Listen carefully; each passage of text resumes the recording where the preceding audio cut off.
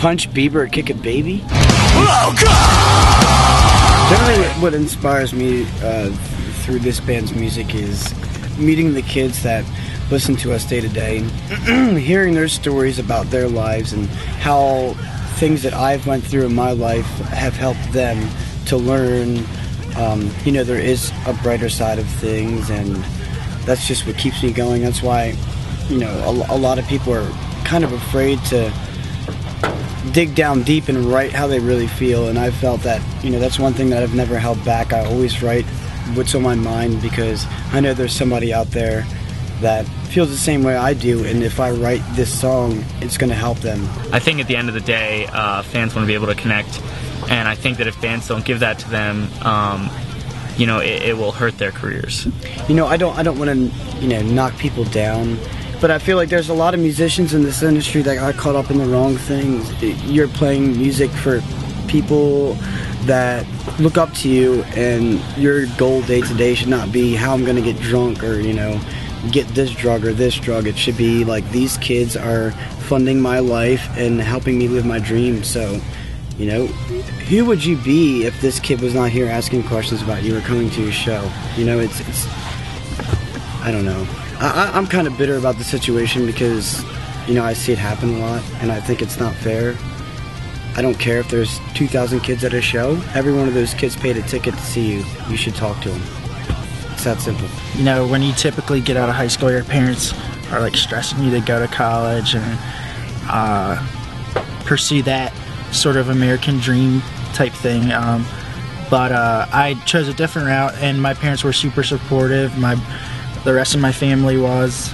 You know, basically everybody in my family and all my friends have encouraged me and supported me like since day one that I've been playing in different bands, you know, various bands I've been doing, and I've always had my family and friends, like, they've always had my back. So it's great to still have the support, and it's like it's like an unconditional like type support type thing. You know, I could go out and do whatever it is that I may do next, the next chapter in my life, and I feel like I'll still have those certain friends, and my family will still have my back. You lose a lot of people when you start touring. Because, I was just gonna say, yeah, it's kind of depressing when you get late at night and you have nobody to really talk to. All your friends think, you know, you're Mr. Rockstar. You don't have time for them anymore, and they don't hit you up as much as they used to because they think you're too busy for them. And in reality, you're sitting at home playing video games because nobody thinks they're good enough for you anymore. You know?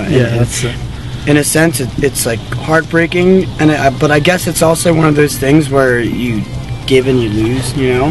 There's always, just to add on what you're saying, I feel like there's a downfall to touring so much and being on the road. You're just leaving behind so much that you would typically be involved in at home, but now that you're touring like full-time, it's your job, you know, you miss out on a lot, like your loved ones, like your girlfriends, you know.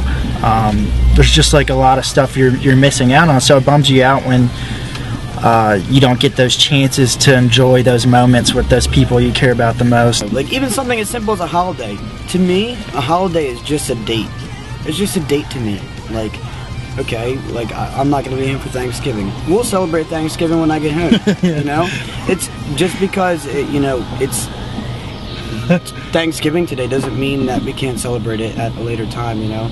But at first, when you're going through it, it's like, oh, I can't be home for Halloween, or I can't be home for Easter, I can't spend time with my family, but it's like, it's just a day.